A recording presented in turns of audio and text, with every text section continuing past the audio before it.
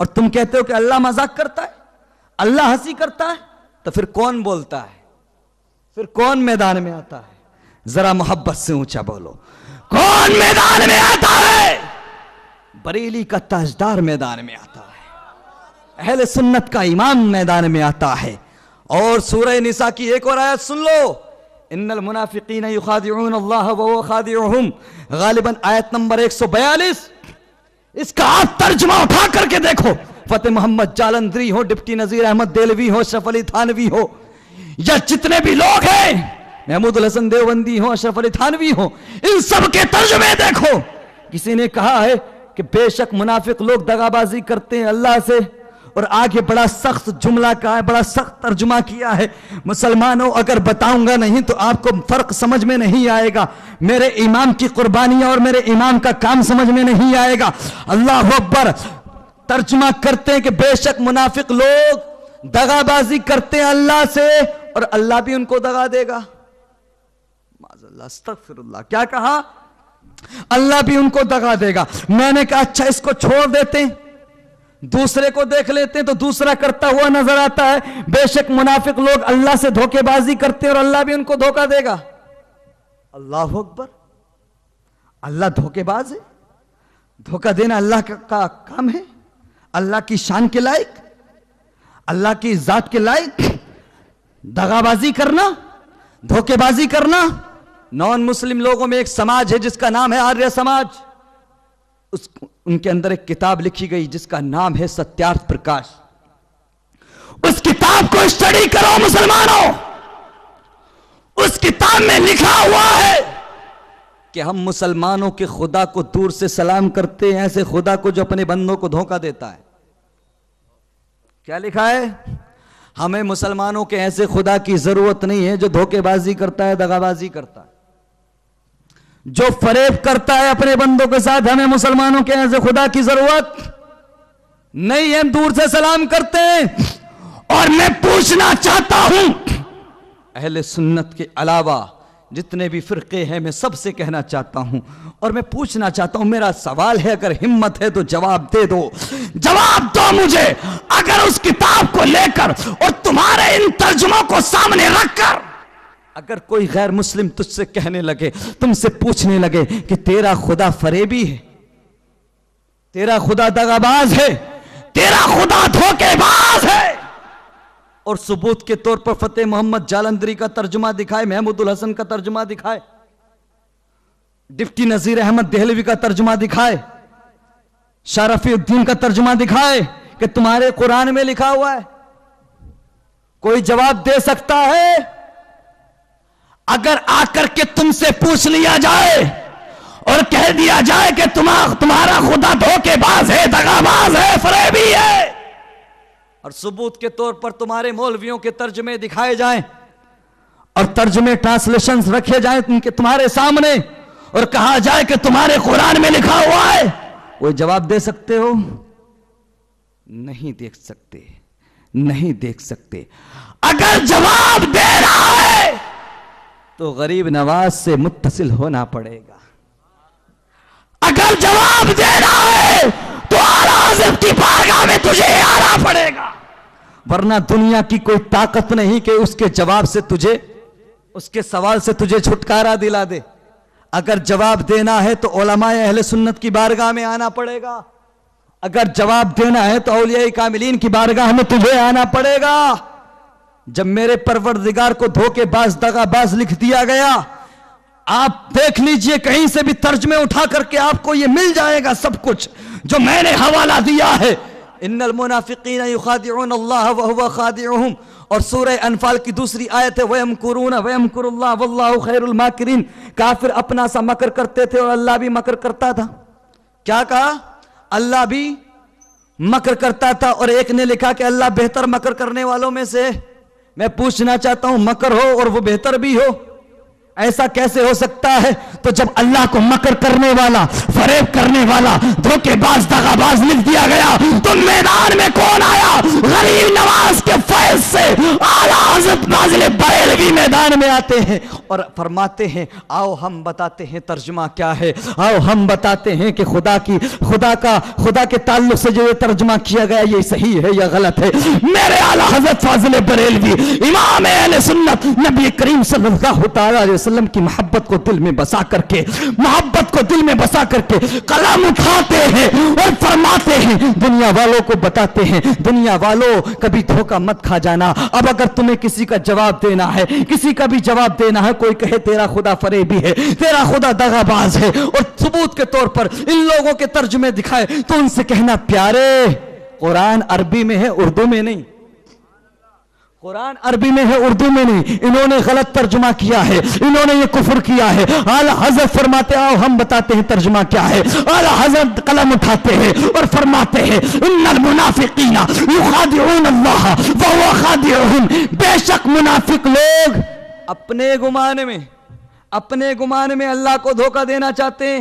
اللہ کو کوئی دھوکہ نہیں دے سکتا، اللہ کو کوئی دھوکہ نہیں دے سکتا، اپنے گمان میں۔ لفظوں کا انتخاب دیکھیے، اپنے گمان میں دھوکہ دینا چاہتے ہیں۔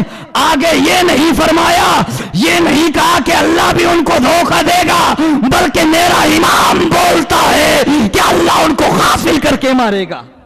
کیا فرماتے ہیں اعلیٰ حضرت؟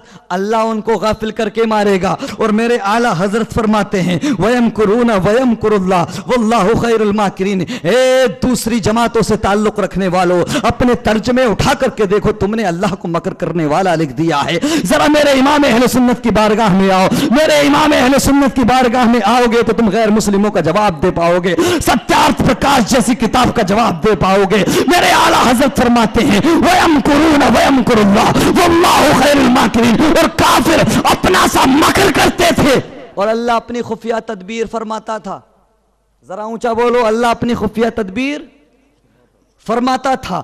آپ نے سنا ہوگا، آپ نے پڑھا ہوگا سورہ فتح پارہ نمبر 26 آیت نمبر 1 اور 2، اِنَّا فَتَحْنَا لَكَ فَتْحًا مُبِينًا لِيَغْفِرَ لَكَ اللَّهُ مَا تَقَدَّمَ مِن ذَنبِكَ وَمَا تَأَخَّرَ۔ میرے پیارے مسلمانوں، جھگڑا کس چیز کا ہے؟ ارے تم میلاد مناتے ہو کہ نہیں مناتے ہم نہیں پوچھنا چاہتے، ہم نہیں جاننا چاہتے۔ تم جلسہ کرتے ہو کہ نہیں کرتے، تم جلوس نکالتے ہو کہ نہیں نکالتے، یہ بعد کی بات ہے۔ ہم تو جھگڑا اس بات پر رکھتے ہیں، اختلاف ہمارا اس بات پر ہے کہ تم لوگوں نے اللہ کی گستاخیاں کی ہیں، میرے مصطفیٰ کریم کی شان میں گستاخیاں کی ہیں۔ اِنَّا فَتَحْنَا لَكَ فَتْحًا مُبِينًا لِيَغْفِرَ لَكَ اللَّهُ مَا تَقَدَّمَ مِن ذَنبِكَ وَمَا تَأَخَّرَ۔ اس کا ترجمہ کرنے والوں نے، ان سارے مترجمین نے، ان سب نے، ترجمہ نگاروں نے ترجمہ کیا تو کوئی بول رہا ہے کہ اے محبوب ہم نے آپ کو کھلم کھلا فتح دی تاکہ اللہ تعالیٰ تمہارے اگلی پچھلی خطاؤں کو معاف فرمائے۔ اللہ اکبر۔ میں پوچھنا چاہتا ہوں کہ میرا نبی اور تمہارا نبی گناہگار ہے؟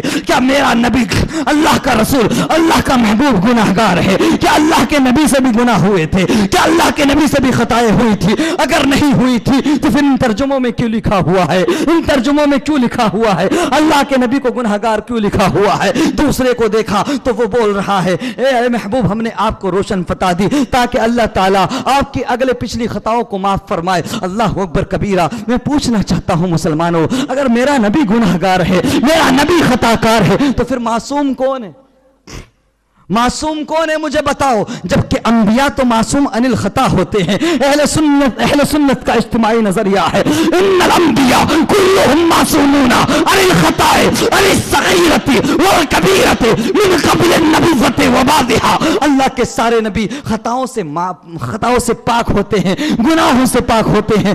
اعلان نبوت سے پہلے بھی، اعلان نبوت کے بعد میں بھی اللہ کے سارے نبی گناہوں سے پاک ہوتے ہیں، لیکن ان لوگوں نے گناہگار لکھ دیا، ان لوگوں نے خطا کار لکھ دیا۔ اللہ اکبر کبیرہ۔ جب میرے مصطفیٰ کریم کو گناہگار لکھا گیا، جب میرے مصطفیٰ کریم کو خطا کار لکھا گیا، جب میرے مصطفیٰ کریم کو گناہ کرنے والا لکھا گیا، اللہ اکبر، تو پھر کون آتا ہے؟ پھر میدان میں کون آیا؟ غریب نواز کی فیضان سے، غریب نواز غوث اعظم کی عطا سے اعلیٰ حضرت فاضل بریلوی پھر قلم اٹھاتے ہیں اور فرماتے ہیں، ترجمہ کرتے ہیں اِنَّا فَتَحْنَا لَكَ فَتْحًا مُبِينًا لِيَغْفِرَ لَكَ اللَّهُ ما تقدم من ذنبك وما تاخر۔ اعلیٰ حضرت بتاتے، آؤ ہم بتاتے ہیں ترجمہ کیا ہے۔ یہ لک اللہ، یہ کلام سے، اس کاف سے دھوکہ کھا گئے ہو تم لوگ۔ اعلیٰ حضرت فرماتے ہیں میرا نبی گناہ گار نہیں ہے، میرا نبی تو معصوم عن الخطا ہے، میرا نبی تو معصوموں کا سردار ہے، میرا نبی تو معصوم فرشتوں کا بھی سردار ہے، میرا نبی گناہ گار نہیں ہے، میرا نبی خطا کار نہیں ہے۔ اعلیٰ حضرت قلم چلاتے ہیں اور لکھتے ہیں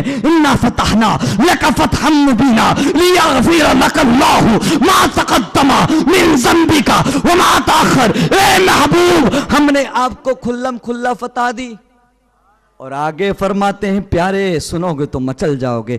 میرے اعلیٰ حضرت لکھتے ہیں تاکہ اللہ تعالیٰ تمہارے امتیوں کے، اللہ اکبر، تمہارے سبب سے، میرے محبوب تمہارے گناہ نہیں، تم تو معصوم ہو، تم تو گناہوں سے پاک ہو، تم تو خطاؤں سے پاک ہو، تمہارے گناہ نہیں، تمہارے صدقے، تمہارے سب سے تمہارے امتیوں کے اگلے گناہ بھی بخشے جائیں، پچھلے گناہ بھی بخشے جائیں۔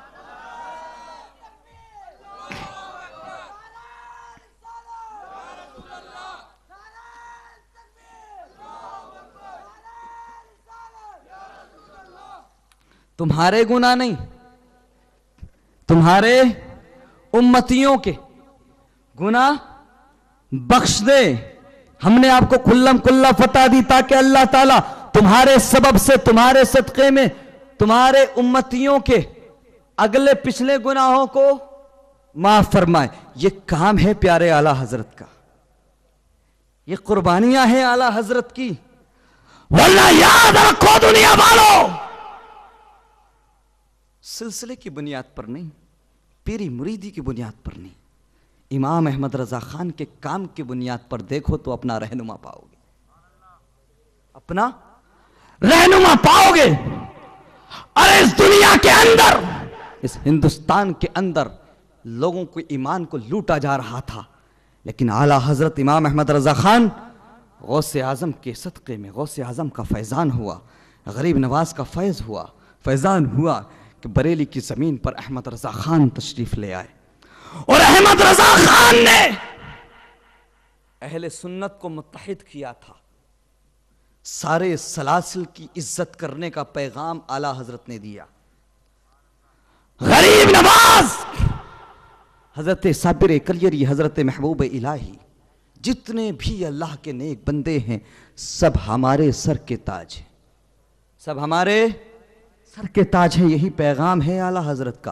خبردار کبھی بھی کسی کی بارگاہ کے گستاخ مت بن جانا، ورنہ یاد رکھو قیامت میں تمہیں کوئی یا ہمیں کوئی بچا نہیں پائے گا، بچا نہیں پائے گا۔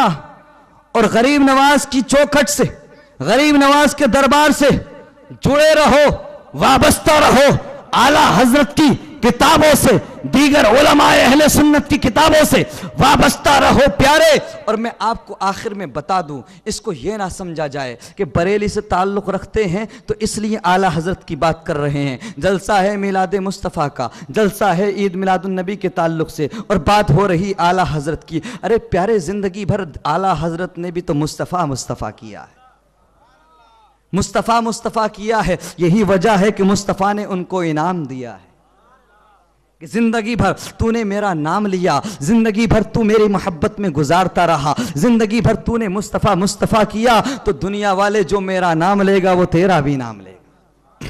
امام احمد رضا خان علیہ الرحمت والرضوان صرف دینی اعتبار سے نہیں، دنیاوی اعتبار سے بھی ہمارے آئیڈیل ہیں، اور ہمارے لیے بہت قیمتی سرمایہ امام احمد رضا خان چھوڑ کر گئے ہیں، جن سے اگر ہم وابستہ رہیں گے۔ میں پوچھنا چاہوں گا اہل علم حضرات سے، دو دنیاوی اعتبار سے دانشوران قوم سے پوچھنا چاہوں گا، جو لوگ آج گریجویٹ ہیں، ایجوکیشن سے وابستہ ہیں، اور ڈگریاں جو لوگ حاصل کر چکے ہیں، بہت سارے لوگ ایسے بھی ہوں گے جو پی ایچ ڈی وغیرہ کر چکے ہیں۔ الحمدللہ آج Rohilkhand university Bharat, Bareilly Bharat, Patna university Bharat, Karachi university Pakistan, Sindh university Pakistan, Columbia university امریکہ، ان ساری یونیورسٹیز اور دیگر یونیورسٹیز کے اندر اعلیٰ حضرت امام احمد رضا خان پر باقاعدہ ریسرچ جاری ہے، اور پی ایچ ڈی کی ڈگری اویلیبل ہے۔